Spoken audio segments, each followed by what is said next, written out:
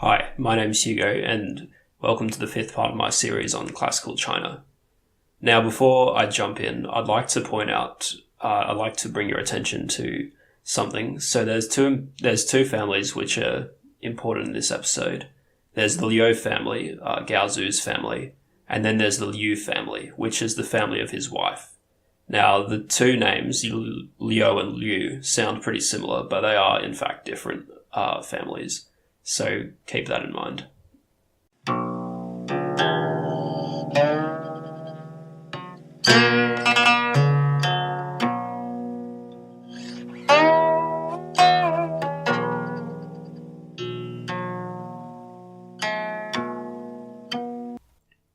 When people who live in the modern English-speaking world draw out our family trees, we tend to start small, with just the people in our nuclear family, and the number of people on the tree increases as we go back in time. 4 grandparents, 8 great-grandparents, and so on. However, if a family in classical China were to draw up their ancestry, it would look quite a bit different. You'd begin with the father, then go back to his father, and his father, and his father, and so on. Women appeared on the list only as adjuncts to their husbands, necessary for reproduction, but not a true member of the family. A wife's parents and siblings were not included on the family tree.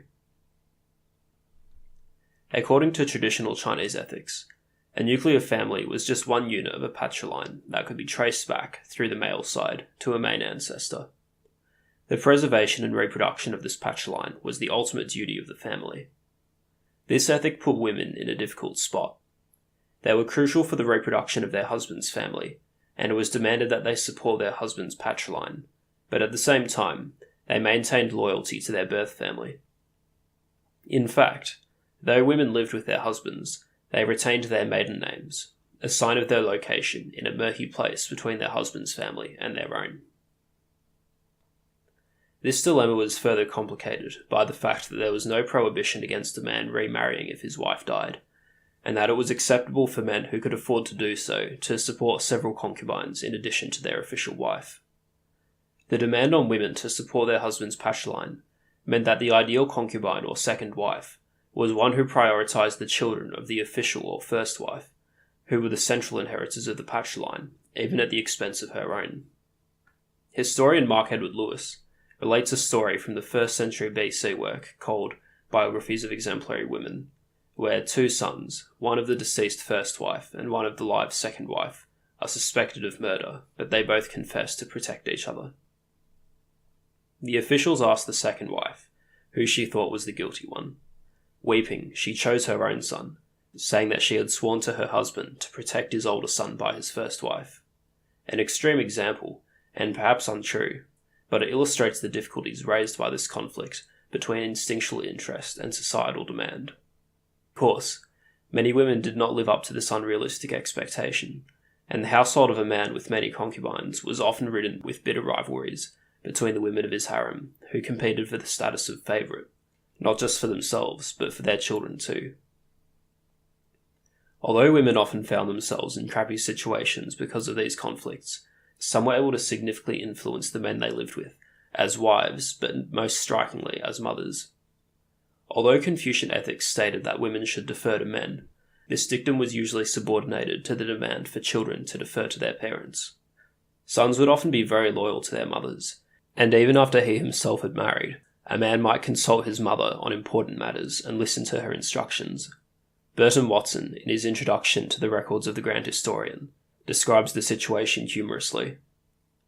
When the reader finds a Han Emperor replying to the advice of his counsellors with words to the effect that, "I will have to ask my mother," I would caution him that, whatever his own reaction may be, he is expected from the traditional Chinese point of view not to snicker, but to be filled with a warm glow of admiration.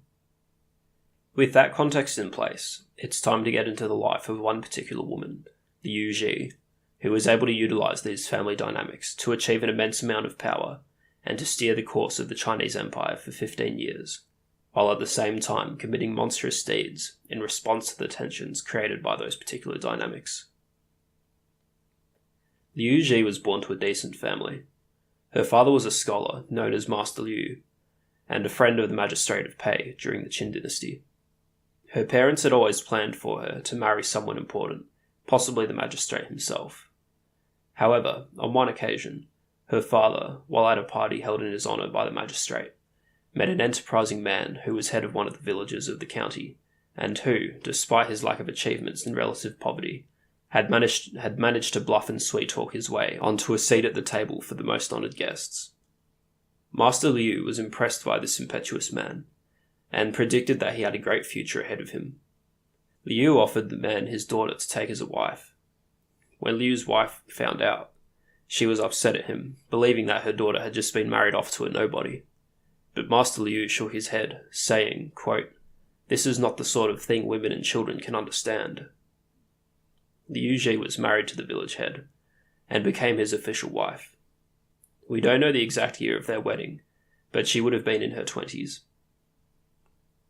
The village head was, of course, Liu Bang. They were married when he was still a commoner, before the revolution against Qin. Though he was village head, Liu still had lived a pretty rudimentary lifestyle, and as such, his wife Liu Ji did basic household work, such as weeding the fields. She bore Liu 2 children. The elder was a daughter named Yuan, and the younger a son named Ying. Yuan and Ying were not Liu's first children. He had a consort called Lady Cao, with whom he had a son called Fei. It's unknown, at least to me, how Liu met Lady Cao, why she did not become his official wife, or what sort of situation she was in when Liu married Liu Ji. One time, while Liu was working in the field, an old man travelled by who was skilled in divination. He stopped, asking if he could have something to drink. She brought him some victuals, and in thanks he examined her face, and the faces of her children who were with her in the field. He said of Liu Ji, quote, "Madam will become the most honoured woman in the world," and when he examined her son, he said, "It is because of this boy that Madam will obtain honour." When Liu Bang became a fugitive, after freeing the convicts he was escorting to Xianyang, Liu Ji was able to keep in touch with him while he was hiding in the wilds, and would visit him herself. Presumably, it was because of her efforts, keeping him in touch with the rest of the world, and helping those who sought him to find him, that he was able to form a group of followers, and to seize the opportunity to grab some political power when the opportunity presented itself. When the rebellion against Qin was started by Chen She in 209, and Liu Bang became the governor of Pei, he set out to participate in the fighting. Liu Ji remained at home with his parents and their children. In fact, they remained separated for 6 years, until the Treaty of Hong Canal in 203. In this time, Liu Ji and the rest of Liu Bang's family were taken hostage by Xiang Yu, while Liu Bang rose to prominence. Liu took on several concubines who bore him more children, as was appropriate for a man of his status. As for herself, though, Liu Ji did not play the part of Penelope. During her time in captivity, she had an affair with Shen Yiji, one of Liu Bang's followers, who was assigned to attend to his family while he was away. Other members of her family fought under Liu Bang. For instance, her older brother, Liu Ze, commanded an army and helped Liu consolidate after the defeat of Peng Cheng.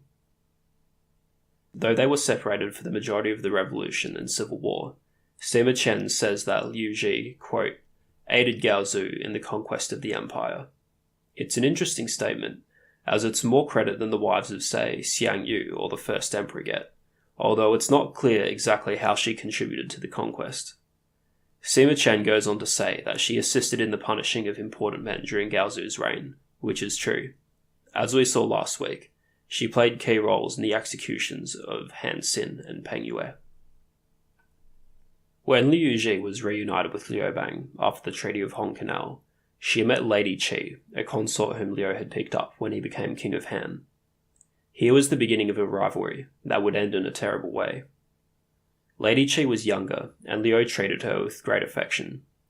After he became emperor, he would always take her with him when he had to go on expeditions against the Xiongnu, or the rebellious kings. Liu Ji, on the other hand, was getting on in her years. She would have been in her 40s during Gaozu's reign, and rarely ventured out of Chang'an.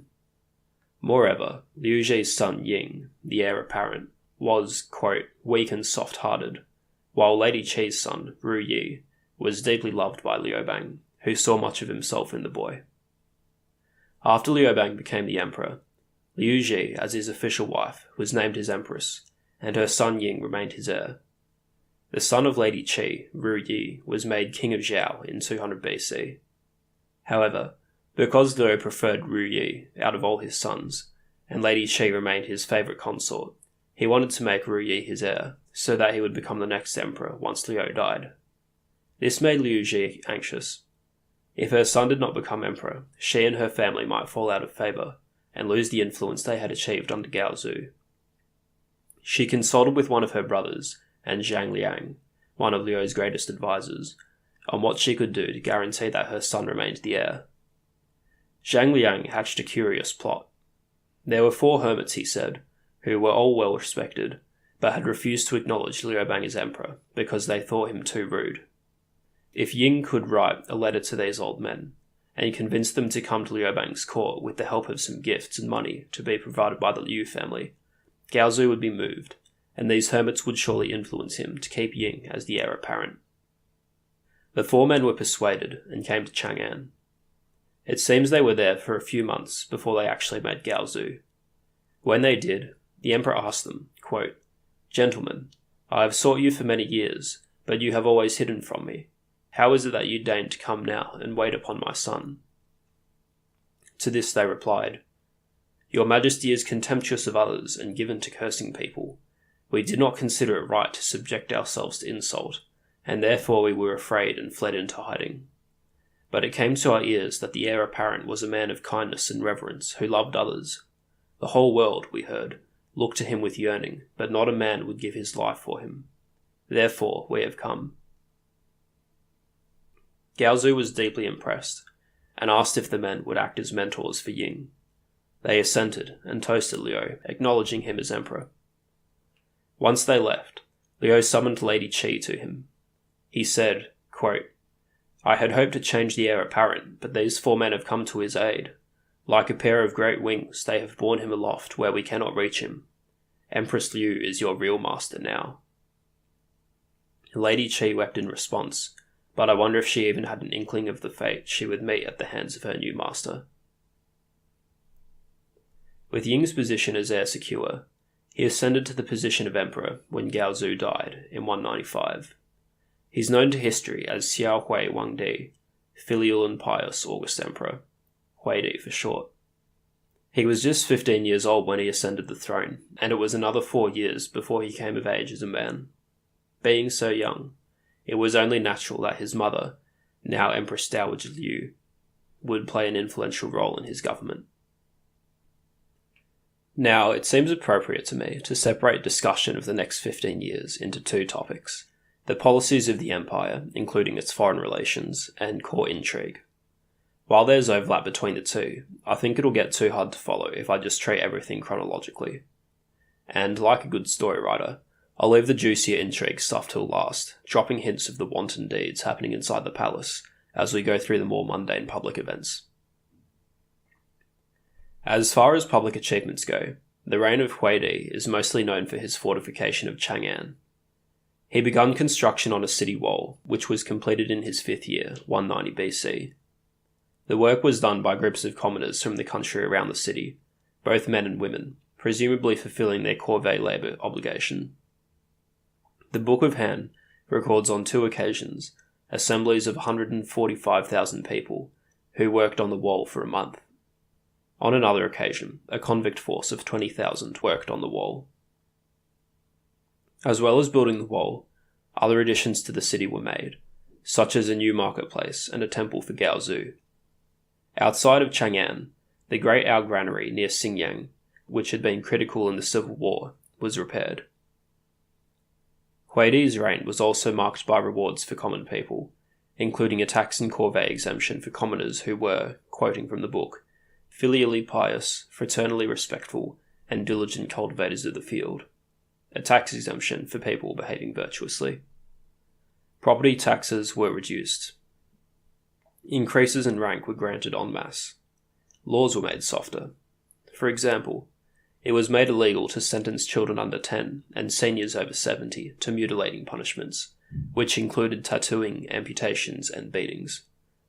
The famous prohibition that the first Emperor of Qin had imposed on certain books was officially lifted, though, as we already noted in episode 2, it had probably not been enforced for more than a few years anyway. Things were relatively quiet in the realm of foreign relations. One thing worth noting is that the He-Qin peace with the Xiongnu was renewed, with a palace girl being sent as a princess to Maodun, who was still the Shan Yu. Another is that in the south, Zhao Tuo, the king of Nanyue, sent gifts to Emperor Hui. In the eyes of the Han, this was a sign of Zhao's acknowledgement of his proper overlord, but to Zhao, it was probably more like a reaffirmation of friendly relations. Huidi's reign was cut short when he died in 188 BC, just 23 years old. We'll get into the reasons for his untimely departure later. He was succeeded by a child, his son by one of his concubines, known as Shadi Gong. After just 3 years, Shadi Gong was considered unfit to rule and was replaced by another of Huidi's sons, Shadi Gong. You don't really need to remember the names of these two Shadis, because during their reigns, the government was really in the hands of Liu Ji, who, as Empress Dowager, acted as regent for the two child emperors. She had already exerted considerable influence during Huidi's reign, especially in the drama happening in the palace, which we'll discuss later. With Huidi's death, she was put into a position where she could single-handedly issue edicts in the manner of an emperor, though she was savvy enough to authorize such edicts using the name of the nominal emperors. Although everyone knew who was really in charge, using her own name would be akin to admitting that the Han dynasty was being usurped.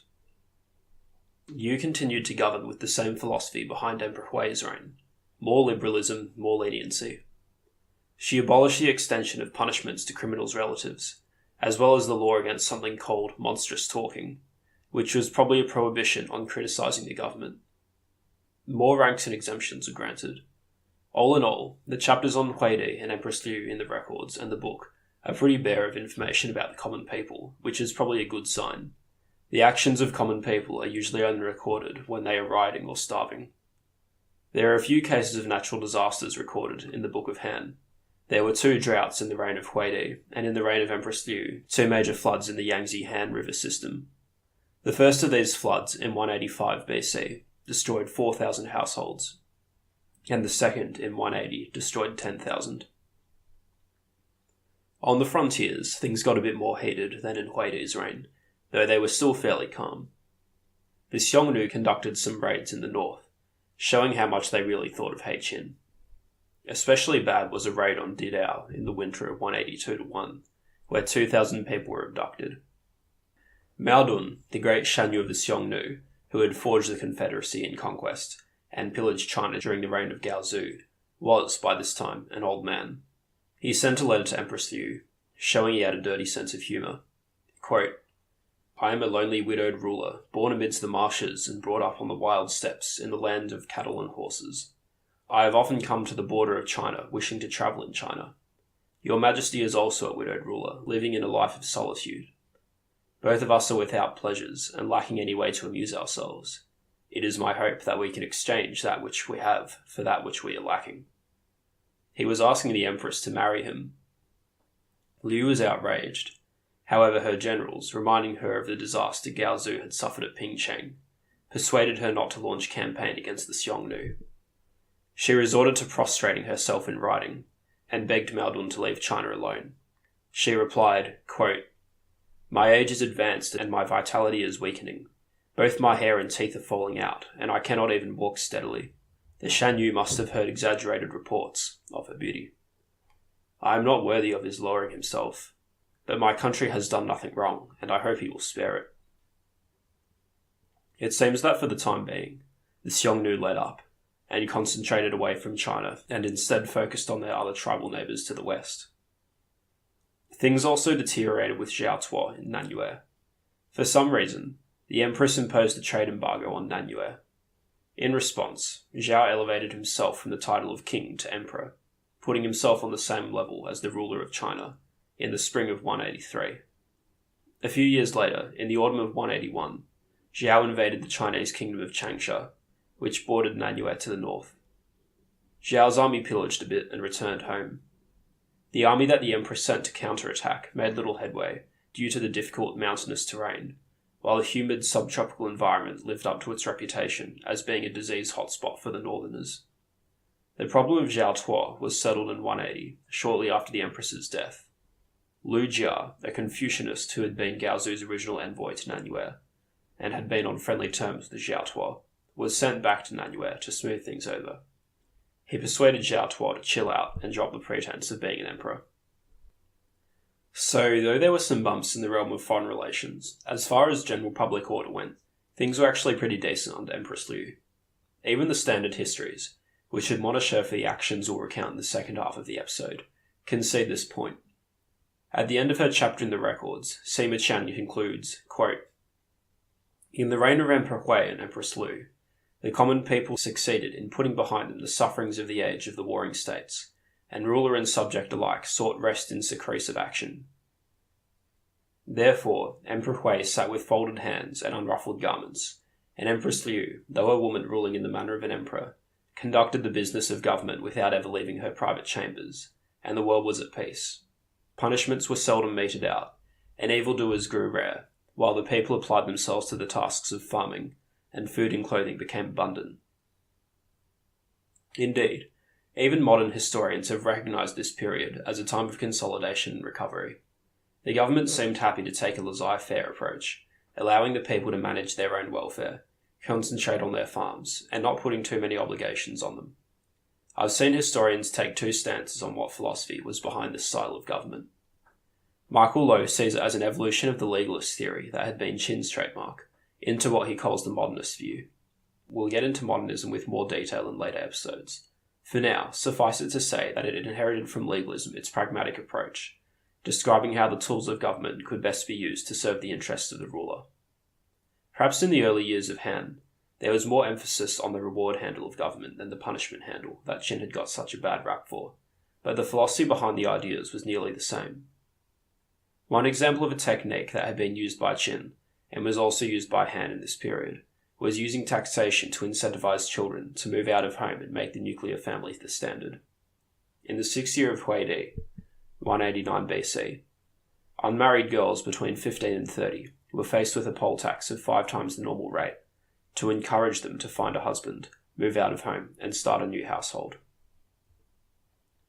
Burton Watson takes a different view, and considers this early period to be one of Taoist government. If you are familiar with one idea from Taoism, it's probably the idea of non-action. In the political realm, this translated to non-government, or the laissez-faire approach I noted just earlier. Watson does admit that it's unclear to what extent this approach was actually informed by Taoist teachings, and to what extent it was just a reaction to the interventionist government of Qin. The biggest argument that it was a genuine product of Taoism is Cao San, who was Huidi's chancellor. Cao San was a native of Pei, and had been a follower of Liu Bang from the start.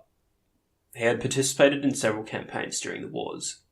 When Liu Bang, as emperor, established the kingdom of Qi, Cao San had been made its chancellor. As chancellor there, he had sought advice from scholars on the best method of government. He was berated by Confucians, all of whom brought varying theories, and he could not make up his mind. The area of Qi was famous as a locus of Confucianism. Eventually, though, Cao San met a Taoist, and was persuaded to that particular method. Implementing the philosophy, the kingdom of Qi did well under him. The man who had been chancellor under Gaozu, Xiao He, died in the 2nd year of Huidi's reign, 193 BC. On his deathbed, Xiao recommended Cao San as the best man to replace him. This was in line with the advice Gaozu had given Empress Lü when he had been on his deathbed. We are told that Cao San did not make changes to the laws that Xiao He had established, but dismissed officials who were found to be too severe in their application of the law. Curiously, he also deliberately appointed those who were, quote, clumsy and inept in the use of words, but who were known for their loyal and generous conduct. Perhaps he was applying a principle from the teachings of Lao Tzu, which called for a government that might conventionally be called ineffectual. Quoting from the Tao Te Ching, "If the government is sluggish and tolerant, the people will be honest and free from guile. If the government is prying and meddling, there will be constant infraction of the law."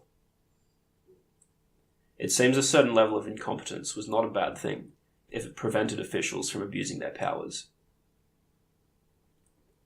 Sima Qian celebrated Cao San for his Taoist approach. He concluded the chapter on Cao by saying, quote, "As Prime Minister of Han, he strove for the utmost purity, and his words accord with the Tao. At that time, the common people had just escaped from the harsh rule of the Qin, and they joined with Cao Cao in finding rest in inaction. Therefore, the world unanimously praised his worth." However, some of Cao Cao's methods seem a bit questionable. In the pursuit of an inactive government, he covered up minor offences so that investigations wouldn't have to take place, and encouraged his subordinates to spend their time drinking rather than attending their duties. He himself was a heavy drinker, and whenever someone came to his office to criticise his way of doing things, he would avoid the reprimand by serving them wine until they forgot about it. Whatever Cao Cao's impact and legacy on the method of government in this period, it seems like he was a fairly interesting guy.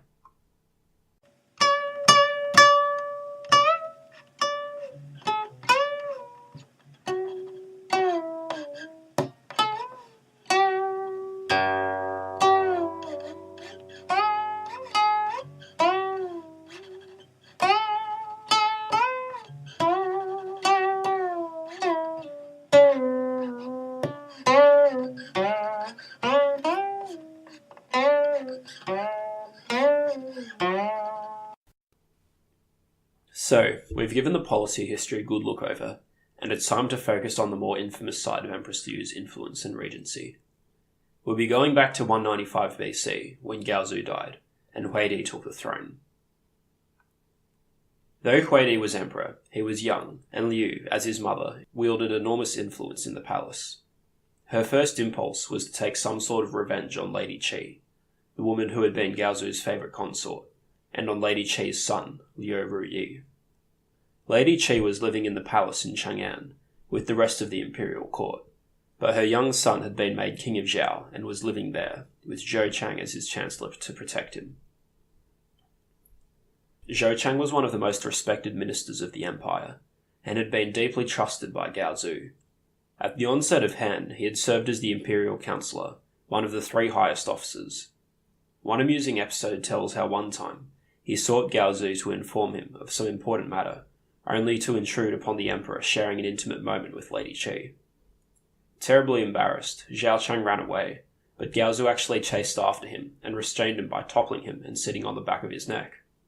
He joked with Zhou, assuring him that he was not the sort of ruler who would ignore urgent matters for the sake of a few moments of passion. When Liu Ruyi was made king of Zhao, Gaozu began to worry about what might become of the young boy after he himself had died. He was aware that Empress Lü bore a great hatred for Lady Qi and Ruyi, and wanted to make sure that they would be safe. Eventually, he asked Zhou Chang if he would agree to being made Chancellor of Zhao and take care of Ruyi. It was a big ask, because going from Imperial Councillor to the Chancellor of one of the kingdoms would be seen as a demotion. Their conversation appears in the records. Gaozu began, quote, "I have something I want you to do for me. Much as you may dislike it, you must act as Prime Minister to the King of Zhao for me." Zhou Chang wept and replied, "I have served your Majesty ever since the beginning of the uprising. Why should you suddenly discard me along the way, and send me off among the feudal lords?" Gaozu replied, "I am deeply aware that this will amount to a demotion for you, but I keep worrying to myself about the King of Zhao, and I feel that no one but you will do for the post. You must resign yourself and go at all cost." Begrudgingly, Zhou Chang agreed, but he spent his time in Zhao loyally fulfilling Gaozu's request to keep the young king safe. Shortly into Huidi's reign, Empress Lü imprisoned Lady Qi in the women's quarters of the palace and treated her like a convict, shaving her head and forcing her to do menial labour. Then, she sent envoys to Zhao, summoning Liu Ruyi. 3 times she sent messengers, but each time when they arrived, Zhou Chang told them, quote, "Emperor Gaozu entrusted the King of Zhao to my care, and he is still very young. Rumours have reached me that the Empress Dowager hates Lady Qi, and wishes to summon her son, the King of Zhao, so that she may do away with both of them. I do not dare send the king. Moreover, he is ill, and cannot obey the summons." Fed up, Empress Lü sent another envoy, summoning Zhou Chang himself. It seems he felt he could not disobey the request, so he came to Chang'an.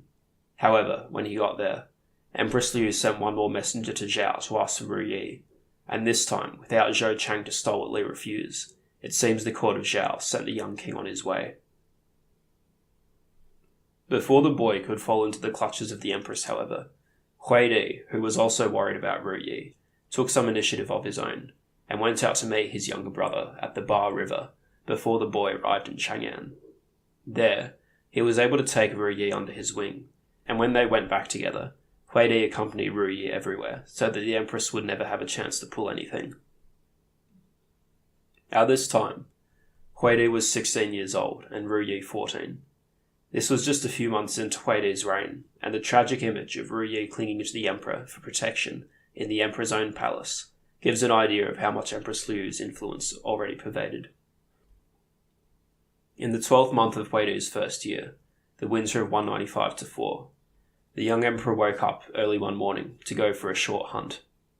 Ru Yi, being even younger, slept in.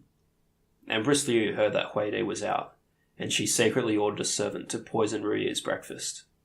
By the time Huidi returned from his hunt, Ru Yi was already dead. Though Huidi no doubt had his suspicions about who was responsible, it seems he felt powerless to do anything about it. Business had to go on, and Liu Yor, the king of Huayang, son of Liu Bang by another concubine, was chosen to replace Ru Yi as the king of Zhao. Zhou Cheng was so distraught at his failure to protect Ru Yi that he retired, and he died a few years later. In the summer, the emperor issued an edict which posthumously named Empress Lü's older brother, Liu Ze Ling Wu, meaning outstanding warrior marquise, no doubt at the behest of the empress herself. A minor event, but significant because it was the first move that Liu had made since the death of Gaozu to elevate her own family. Sometime after this, Empress Lü took Huidi one day to show him something in the pigsty. There he was met with a terrible sight. A person with her hands and feet cut off, gaping, empty eye sockets, burnt bare flesh where her ears should have been, and unable to speak. The wretched woman was in such a state that it took Huidi a few moments before he recognised her. It was Lady Qi, Ru Yi's mother. A few days earlier, the empress had taken her from her imprisonment and had these terrible amputations done to her, as well as force-feeding her a poison that made her dumb, and had thrown her to live among the animals, calling her, quote, the human pig. Huidi was so shocked and upset that he fell ill and retired to his apartments. He sent the empress a message, saying, quote, no human being could have done such a deed as this. Since I am your son, I will never be fit to rule the empire. He spiraled into depression, spending his days drinking, and leaving the affairs of state to his mother and the courtiers. Of course, the unfortunate Lady Qi did not survive in this state for much longer. Another incident occurred in the 10th month of the second year, winter 194-3. Huidi's one older brother, Liu Fei, the king of Qi, came to Chang'an to visit. At the banquet, Huidi gave Liu Fei the seat of honour and treated him with the deference due to an older brother. This upset the empress, who felt that Fei should be deferring to Huidi. After all, Fei was just a king, while Huidi was an emperor. In response, she secretly arranged for 2 wine goblets to be poisoned and put in front of Fei. When they were in place, she suggested to Fei that he make a toast. He took a glass and stood up to do so, but Huidi joined him, unwittingly taking the other poisoned glass. Terrified, the empress knocked the goblet out of Huidi's hand. Aside from any genuine affection she may have had for her son, if he suddenly died, her position of power might slip away from her. After seeing this, Fei grew suspicious and refused to drink any more. Sometime after the dinner, Fei learned that his wine really had been poisoned. He consulted with his royal counsellor on how he could placate Empress Lü and escape Chang'an with his life. He made his peace with the empress by naming her daughter, Princess Yuan, his queen dowager, a strange arrangement whereby his half-sister now commanded authority as if she were his mother. Yuan was already married to Zhang Ao, the former king of Zhao, and now the Marquis of Xuanping, and because of her husband's career diminishment, she did not enjoy the standard of living that she once had. Liu Fei gave her the income of one of the provinces of Qi as a gift. This was enough to please Empress Lü, and Fei was left alone. In the 10th month of the 4th year, wins to 192-1. Huidi was married to Zhang Yan, the daughter of Zhang Ao and Princess Yuan, making her the granddaughter of Empress Lü. Though Huidi and Zhang Yan were uncle and niece, the marriage was not considered improper because they had different family names, which was the yardstick for measuring biological proximity. Huidi would have been 19 at the time, and Zhang Yan would have been 9 or 10. Even in those times, 9 or 10 was very young. The typical age for a girl to be married was around 14, and ritual texts said 20 as ideal. For a man, 18 was conventional and 30 ideal. Perhaps unsurprisingly, Zhang Yan bore Huidi no children. In the third month, spring 191, Huidi had his coming-of-age ceremony, marking his 20th year. Not much happened for the next few years, and Huidi continued to have little personal involvement with government, apparently because he was so broken by the atrocity committed on Lady Qi. His behaviour became increasingly bizarre. He had a male lover, a youth named Hong, and was also swayed by another young man named Ji, who had enjoyed Gao Zu's affections. He apparently got all of his courtiers to dress up in the same way as these two men. Quote, "All the palace attendants at the court of Emperor Hui took to wearing caps with gaudy feathers and sashes of seashells and to painting their faces, transforming themselves into a veritable host of Jis and Hongs. Both young men were ordered to move from their native places and to take up residence at Angling, where Emperor Hui had his mausoleum." Huidi died in the autumn of 188, just 23 years old. The reason for his death is not stated in his chapter in the records or the book, but it was perhaps the result of his alcoholism and depression. Though his reign was short, he was fondly remembered. Bangu concluded his chapter on him by saying, quote, "Empress Xiao Hui, in his family, cultivated the love of his relatives. In the state he honoured his ruling chancellors. He loved King Dao Hui of Qi, Liu Fei, and King Yin of Zhao, Liu Ruyi, most dearly. His kindness and sense of respect were deep indeed.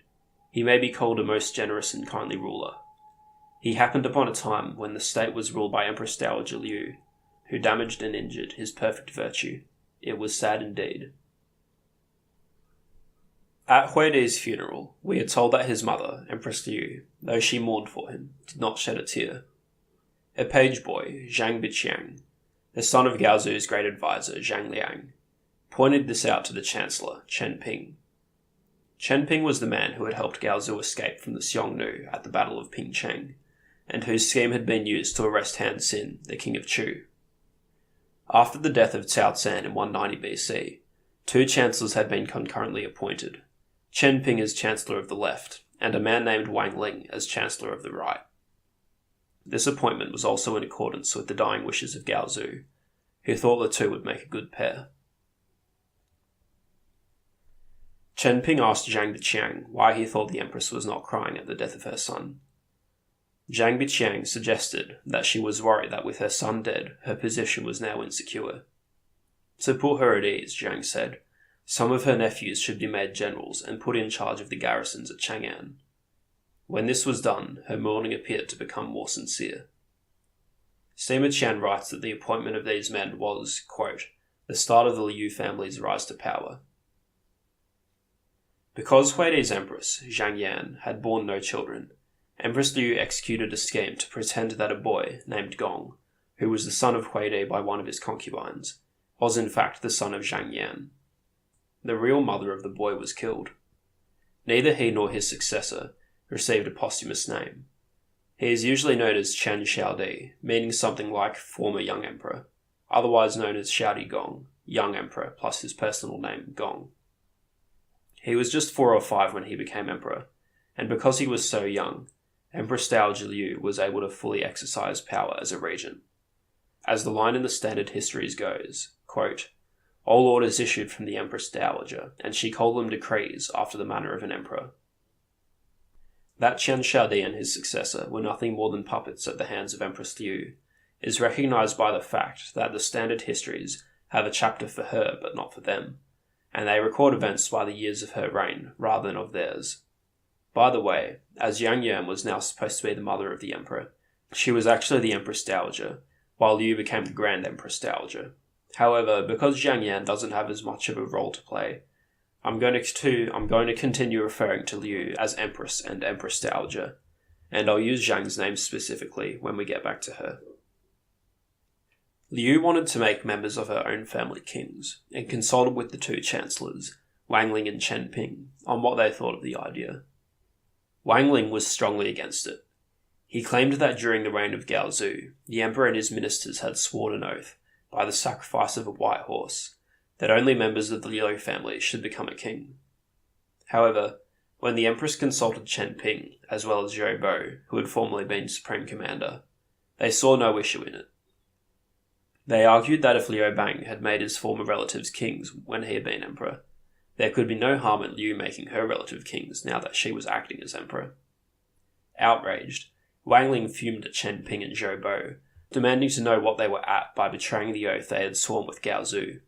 Cryptically they replied, quote, "When it comes to opposing the ruler and speaking out in court, we are no match for you. But in preserving the altars of the dynasty, and assuring the continuance of the Liu family, it is possible that you are no match for us." Shortly after this discussion, Empress Lü promoted Wang Ling to the position of senior tutor to the emperor. This was just a way to get him out of any real power, and Wang Ling resigned soon after receiving the post. Chen Ping was moved from Chancellor of the Left to Chancellor of the Right, and the Empress's old lover, Shen Yuji, was made Chancellor of the Left. Rather than working from the government offices, Shen Yuji operated from the inner chambers of the palace. Chen Ping, who had a similar Taoist approach to life that Cao San had held, did not participate in the government much. One time, the Empress's sister, Liu Su, complained to the Empress that, quote, "Since Chen Ping has become Chancellor, he pays no attention to his duties, but spends his day drinking fine wines and dallying with women." However, the criticism only pushed Chen to live his indulgent lifestyle even more openly. For the sake of appearances, the Empress sent someone to reprimand him, but secretly she was pleased with his behaviour and told Chen to ignore her gossipy sister. She was happy for Chen to neglect his duties, because it meant that Shen Yuji, her favourite, would have more of a handle on government. It was probably because of Chen's lackadaisical attitude and his appearing to support the Empress that he was able to maintain his job as Chancellor throughout her reign, and was in a position to decide the fate of the empire when the critical moment eventually came. The Empress immediately set her eyes on further elevating her family. Her deceased brother, Liu Ze, the one she had posthumously given the title Outstanding Warrior Marquise, was honoured with the even grander title Dao Wu, meaning Slain Warrior King. Over the next few months, she started ennobling her living relatives, making some marquises and even kings. Her grandson through Princess Yuan, the brother of Empress Dowager Zhang, was made King of Lu, and her nephew Liu Tai was made King of Liu. In addition, she made one of the other children of Huidi King of Huayang, a position which had been vacant since Liu Yor became King of Zhao following the poisoning of Ru Yi. Another was made King of Changshan, and the others marquises. She also enfeoffed some men who weren't related to her, perhaps to make the concentration of power in the hands of her family less obvious. A few years passed. In the fourth year of her reign, 184 BC, Empress Liu granted another round of marquisates. 4 more Lius were made nobles, including, in an unusual step, her sister Liu Su, who received a fiefdom separate to that of her husband, Fan Kuai, Gao Zu's old bodyguard. Again, the Empress also made nobles of men who weren't from her family, this time granting marquisates to 5 of the chancellors of the feudal kingdoms. In the summer of 184, the nominal emperor, Chen Xiaodi, discovered that he was not in fact the son of Empress Zhang, Huidi's wife. He declared, quote, "What right had the Empress to kill my mother and call me her son? I am not old enough now, but when I grow up, I will make trouble for her." This startled Empress Liu, who felt like this 8 or 9-year-old presented a threat. Like she had done to Lady Qi, she locked him up in the women's quarters of the palace, declared that he was ill, and forbade anyone else from seeing him. Either in an edict or in a speech to the court, she said, quote, "He who holds possession of the empire and rules the destiny of the multitude must shelter them like the heavens and support them like the earth. The ruler must with joyous heart bring peace to the people, and the people in gladness serve their ruler. And when this joy and gladness mingle together, then the empire will be well governed. Now the emperor's illness has continued for a long time without abating, and his wits have gone astray, and he has become demented. He is not fit to carry on the imperial line, and perform the sacrifices in the ancestral temple, nor can he be entrusted with the care of the empire. Let him be replaced. The officials obeyed her wishes. Of course, the circumstances were unusual, but it's interesting to me that she could make an argument to the court that the current emperor was simply unfit to rule and needed to be replaced. There aren't too many places in history where you could safely say that about a hereditary monarch. Shadi was replaced with one of the other boys who was supposedly the son of Huidi by one of his concubines, the one who had been made king of Changshan. The boy was called Liu Yi. His name was changed to Hong when he became emperor, and he is known by the title Huo Shadi, later young emperor, or Shadi Gong. He would have been 5 or 6 when he came to the throne. Like his predecessor, he had no real political impact, and was just a pawn for Empress Lü. Shadi himself was sadly murdered during his confinement under the orders of the Empress Dowager. Shortly after the enthronement of Huo Shadi, Zhoubo was re-established as supreme commander. The position had been vacant since his last run in the office. A few years passed uneventfully. In the spring of 181, Liu Yor, the son of Gaozu, who was currently king of Zhao, found himself in difficulty. Liu Yor was married to a woman of the Lü family, a niece of the empress's. However, he did not hold any real affection for her, and favoured one of his concubines. Jealous, the Liu girl slandered him to the empress, accusing him of plotting to attack the Lü family once the empress was dead. In response, the empress summoned Liu Yor to the capital, and when he arrived, she had him confined in his residence, and punished anyone who brought him food. He is said to have written a song lamenting his fate as he starved to death. It is in the records, and the final lines go like this: "A king and yet to starve, who will pity such as I? The Liu clan has overthrown right. I charge heaven with my revenge." After his demise, Liu Hui, another son of Gaozu and the king of Liang, was chosen to be the new king of Zhao. He was very uncomfortable about this.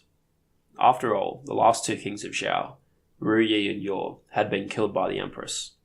Like Yor had been, Hui was married to a woman of the Liu family. Using Hui's wife as a foot in the door, the Lius filled up his palace with their own people, acting as attendants and ministers. This drove Hui to paranoia. He felt like he was constantly being watched, and was unable to exercise power in his own kingdom. The final straw was broken when his favourite concubine was poisoned by the Lius.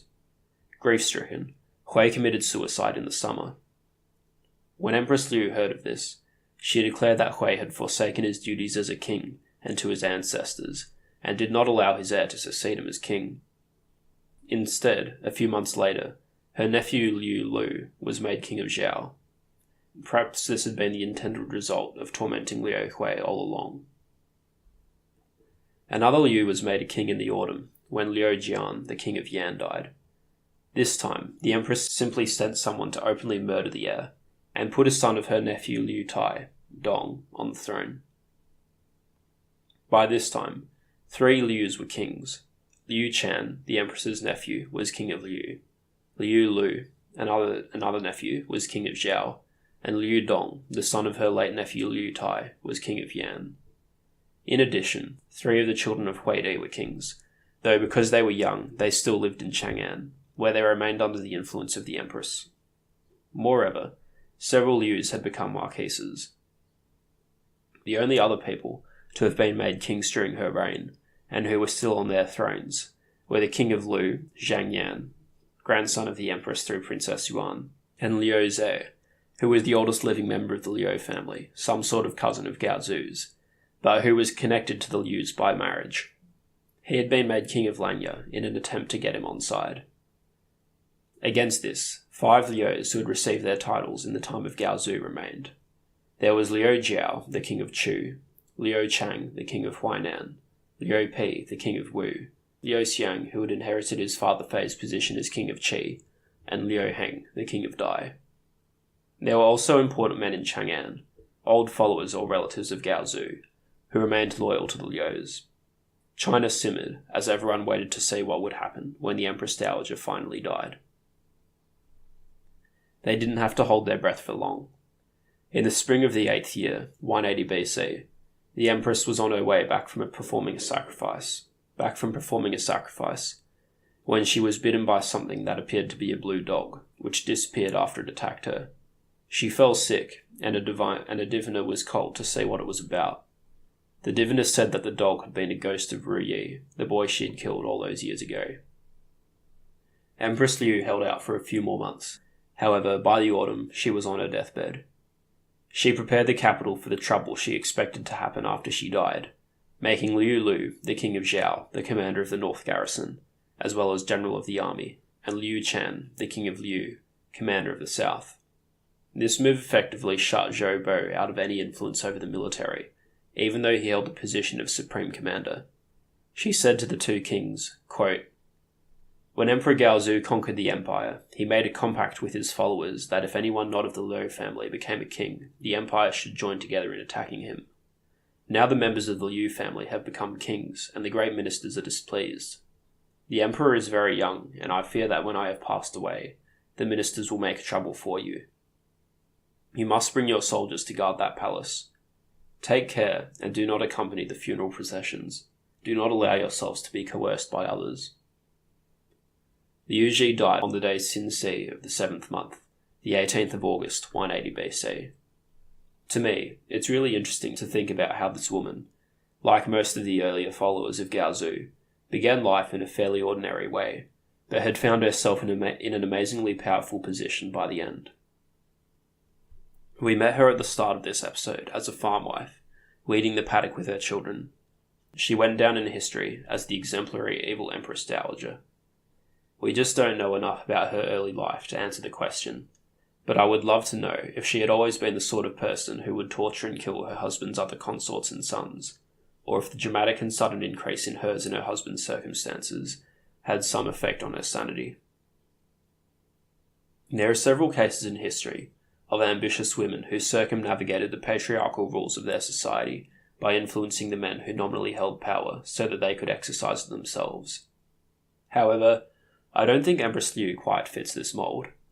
She was certainly cunning, and was able to use her position as Empress Dowager to effectively rule China from the death of Gaozu to her own death. But though she began her rule by settling personal vendettas, it seems by the end her main goal was to elevate her family, rather than to achieve power for her own sake. She didn't have grand designs on how China should be ruled. She just wanted to use her position to make sure her relatives continued to enjoy high status once she had died. It wasn't uncommon for Chinese women to have to decide between doing what was best for their husband's family and what was best for their own. And to me, Liu Ji's actions seemed like an extreme product of choosing the latter. Though Liu had died, the nominal emperor, He Shadi, was still alive in Chang'an, and the city was filled with members of the Liu family. In her will, the empress arranged for the daughter of Liu Lu to be He Shadi's wife, and appointed the chancellor of the left, her former lover Shen Yiji, to be the senior tutor to the emperor. Elsewhere in the records, it says that Shen Yiji resigned from his role as chancellor, perhaps hoping to distance himself from the imminent violence.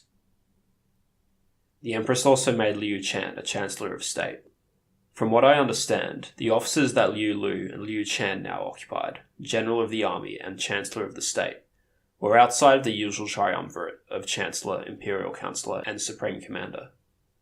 But given the circumstances at the time, they actually held more power. These two men, Liu Lu and Liu Chan, together commanded the garrisons at Chang'an, had access to the emperor, and had become the most powerful people in the capital. Chen Ping, the Chancellor of the Right, and Zhou Bo, the Supreme Commander, feared that the Lius, holding such a powerful position in the capital, would try a full-blown coup and establish one of their own as emperor. However, neither of these two men was the one to take the initiative against the Lius. It was Liu Zhang, the Marquis of Zhusu, and brother of Liu Xiang, the King of Qi, who made the first move. Zhang was a young man of strong will. He resided in Chang'an and was married to a woman of the Liu family. Throughout the empress's reign, He had become disheartened about his future prospects as Liu after Liu received important offices. It seemed to him that members of the Liu family, like himself, would soon have no place in the ruling of the empire. On one occasion, he had been the master of ceremonies for a banquet in the capital. In a display of remarkable boldness, he had asked Empress Lü if he could run the banquet in military fashion, in celebration of his family's military prowess. His request was approved, and he used this as an excuse to execute a member of the Liu family who left the banquet early, the same way as a soldier who deserted the camp faced capital punishment. He also took the opportunity to sing a ploughing song in front of the Empress, which had a subtle political message. Quote, "Deep we plough and thick we sow the seed. We set out the little plants where they will have room to grow. Whatever comes up that is not from our seed, we hoe it out and throw it away." Somehow, he received no reprimand for his actions. When the Empress died, we are told that Liu Lu and Liu Chan planned to lead a revolt to overthrow the Han dynasty. Liu Zhang's wife, a member of the Liu family, knew about this plot and informed her husband of it. She could tell that no matter what, the Lius and Lius were soon going to be in direct conflict, and she wanted to make sure she would be spared if the Lius emerged victorious. Liu Zhang, when he heard of it, sent a message to his brother, Liu Xiang, the king of Qi, asking him to raise an army, march on Chang'an, and wipe out the Lius. They planned to make Liu Xiang the next emperor. Liu Xiang was eager to mobilize the soldiers of Qi and march west. He probably held a bit of a personal grudge against the Lius. After all, the Empress had tried to poison his father, Liu Fei, and parts of the territory of Qi had been sacrificed to make up the new kingdoms which had been given to members of the Liu family.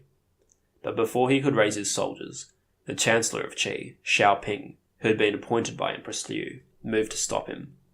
Xiaoping held the seals which signified the authority to command the armies of Qi, and using this, he surrounded the king's palace and prevented him from leaving. However, one of Qi's generals, Wei Bo, persuaded Xiaoping to give him command of the encircling troops, while Xiaoping went off to do something else. For some reason, Xiaoping fell for this trick, and when Wei Bao revealed that he was truly loyal to Liu Xiang, Xiaoping committed suicide out of shame. Liu Xiang reorganized his government, giving the most powerful positions to men he knew were loyal to him, including Wei Bo as commander of the army. His first move was to bolster his strength. He did this by sending his royal counsellor, Zhu Wu, to Liu Ze, the king of Langya, which was one of the new kingdoms that had been made out of territory from Qi. Zhu Wu told Liu Ze that the Lius were joining in revolt against the Lius, and that Liu Xiang, who was young and inexperienced, wanted the help of the wise old Ze, who had fought alongside Gao Zu. He asked Ze to come back with him to the capital of Qi, and Ze agreed. However, when he got there, Xiang detained him and sent Zhu Wu back to Langya to mobilize its men and put them under the command of Qi. Though Ze had just been tricked out of the command of his own armies, he seemed to take it pretty well. He convinced Xiang to let him go, saying that being the oldest member of the Liu family, he would be indispensable to have on side when the time came to choose a new emperor. Now that he had command of both the armies of Qi and Langya, Xiang moved on the kingdom of Jichuan, which was former Qi territory. The king of Jichuan was one of the sons of Huidi, who was still in Chang'an. It seems Xiang didn't face too much difficulty in his reconquest. Around this time, he issued a proclamation to the rest of China. It went like this. When Emperor Gaozu conquered the empire, he made kings of his sons and younger brothers. Among these were King Dao Hui, Liu Fei, who was made king of Qi. After King Dao Hui died, Emperor Hui sent Zhang Liang to establish me as king of Qi. When Emperor Hui passed away, the empress took over the management of the government, but she was far along in years and, heeding the advice of the members of the Liu family, arbitrarily deposed the emperor and put another in his place. In addition, she killed 3 kings of Zhao in succession, wiped out the royal families of Liang, Yan, and Zhao, made kings of the members of the Liu clan, and divided the territory of Qi into 4 kingdoms. Although the loyal ministers advised her against these moves, she refused in her delusion to heed them. Now, the empress has passed away, and the emperor, being young in years, is incapable of governing the empire, but must rely solely upon the aid of the officials and lords.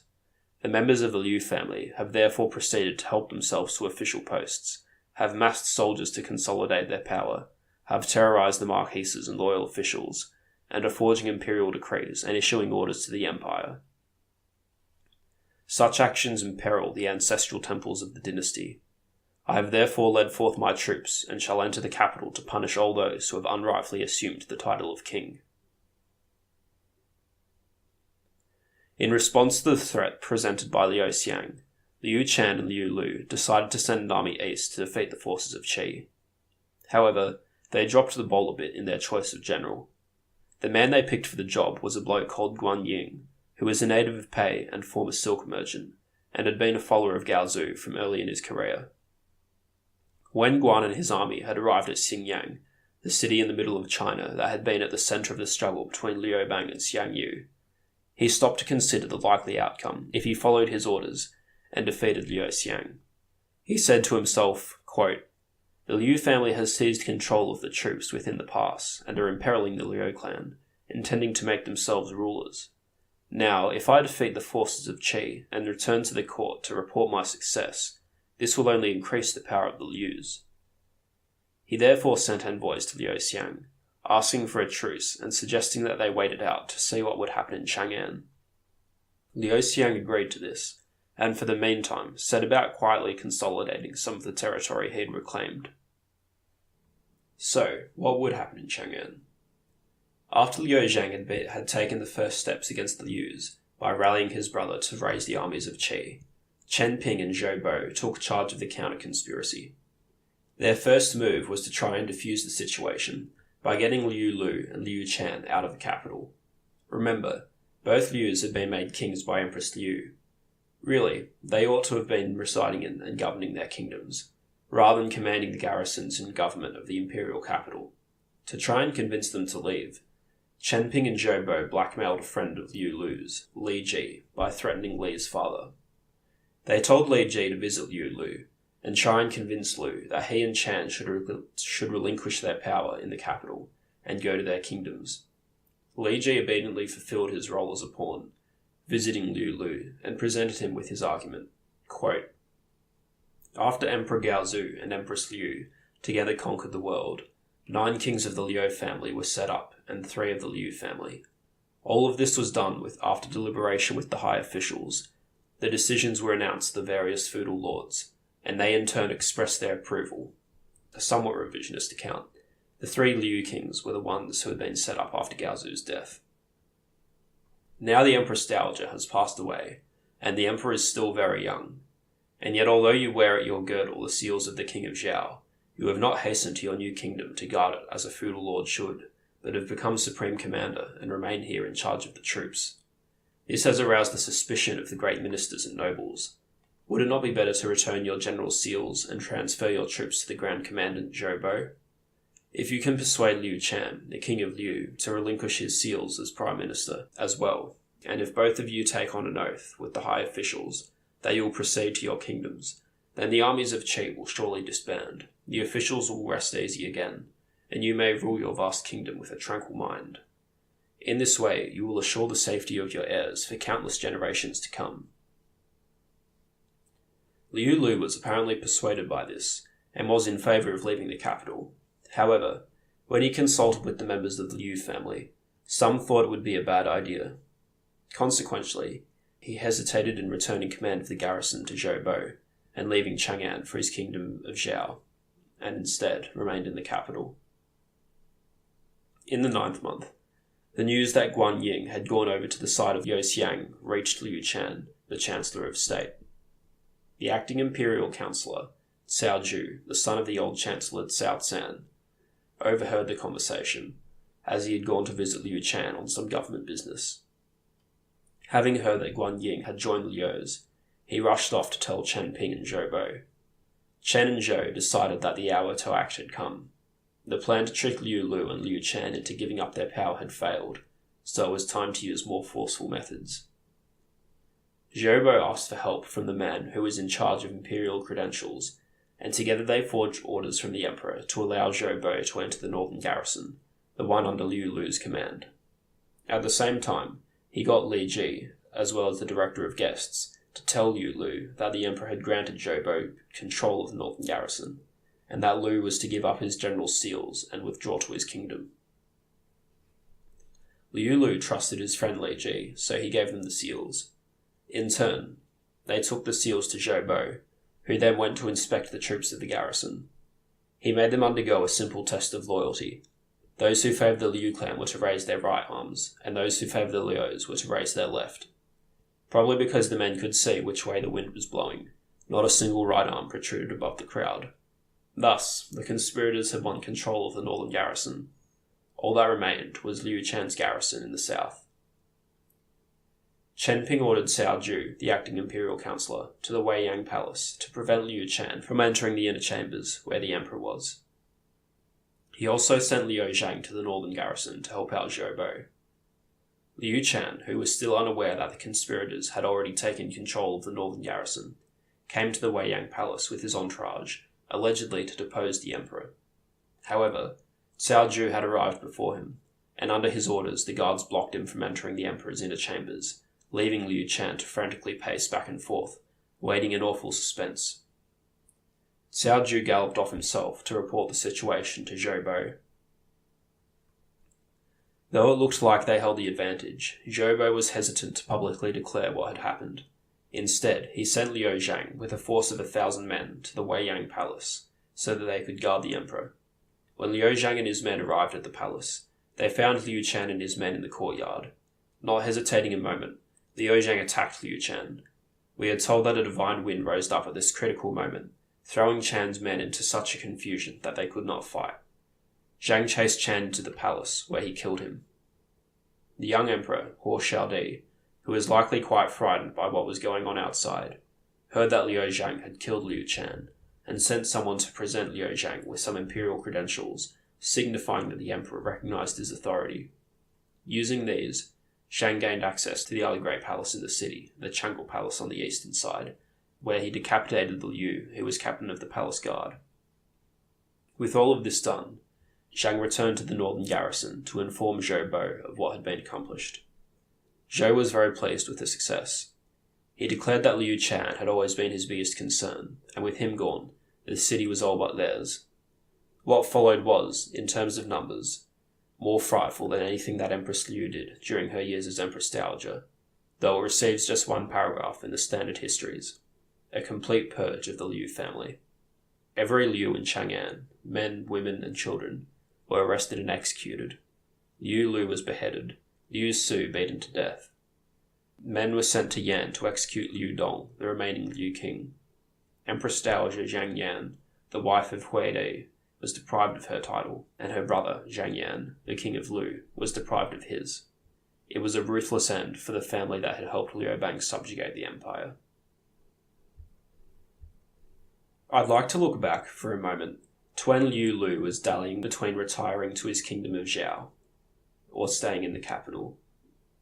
Unfortunately, I'm not aware of there being any account of the discussion he apparently had with the rest of the Liu family at that time, but I think it would be very revealing. You see, while I think that Empress Lü may well have wanted her relatives to make a gamble for the imperial throne after her death, I think that Liu Lu's hesitation to commit to either a coup or to a withdrawal suggests that the rest of the Lius didn't have a very clear idea about what they should do. Sure, some might have thought that their hour had come and that the empire was in their grasp, but others may have been rightfully terrified about what would happen to them now that their most powerful representative, the Empress Dowager, was gone, and their prime concern may have been survival.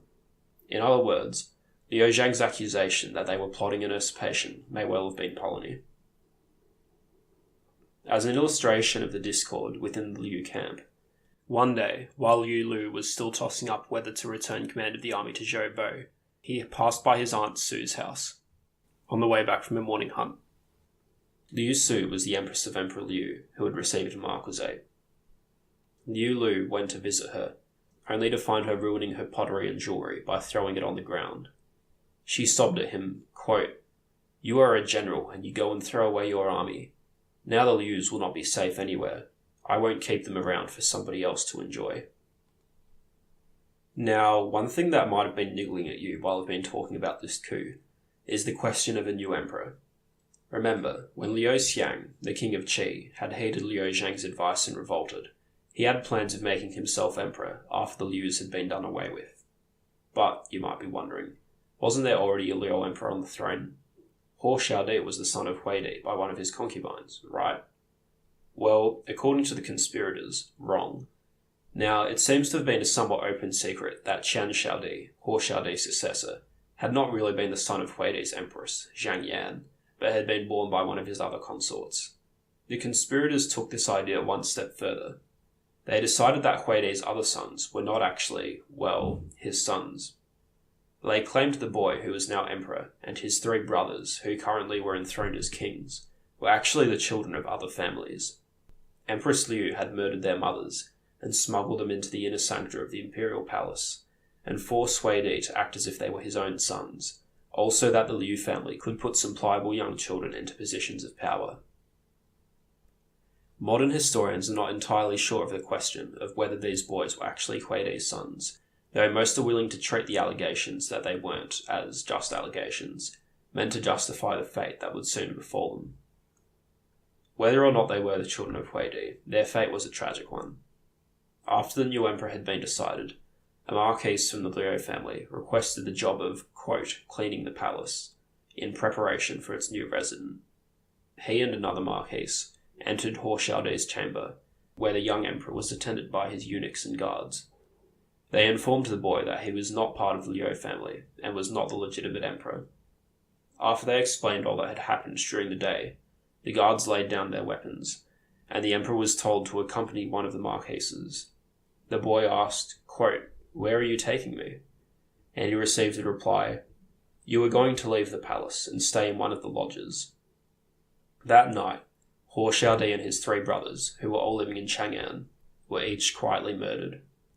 This was the final atrocity committed in the dynastic struggle that had been bubbling away since the death of Gaozu.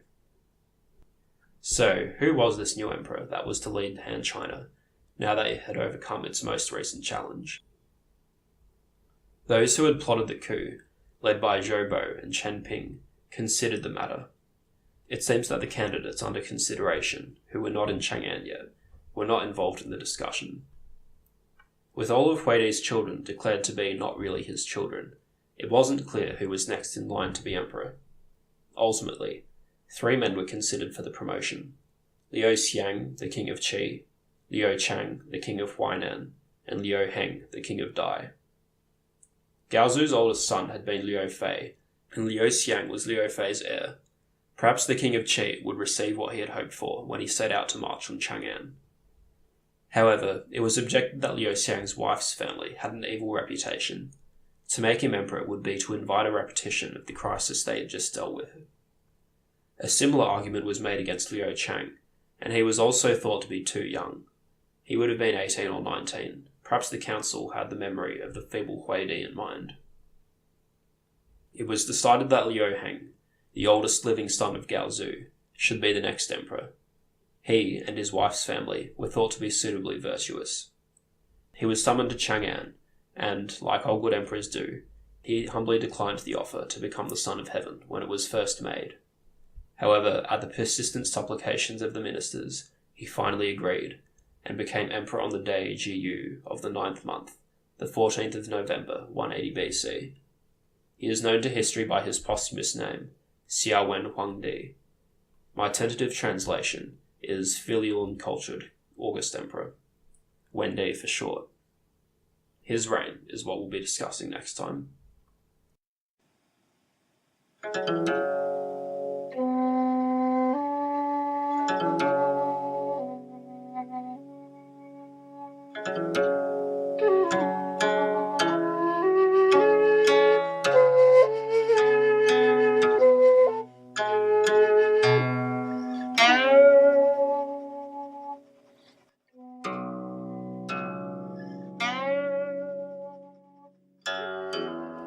So, there we go. It's another one done. Thanks for listening. If you've been enjoying it, I'd love to hear feedback, reviews on iTunes, or send me a message. You can do so at offspin-history@tutornoda.com.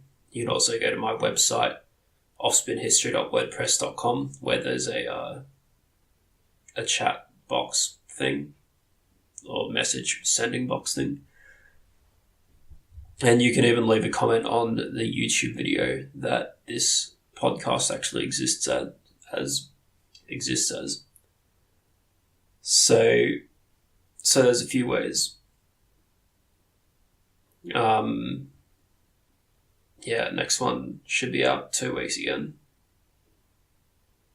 And like always, not an academic, not a historian, no, don't speak Chinese. And of course, I'd like to thank Shui Shenyu of Northeastern University for letting me use his music from the album The Vibrant Rhythm of Ancient Heroes.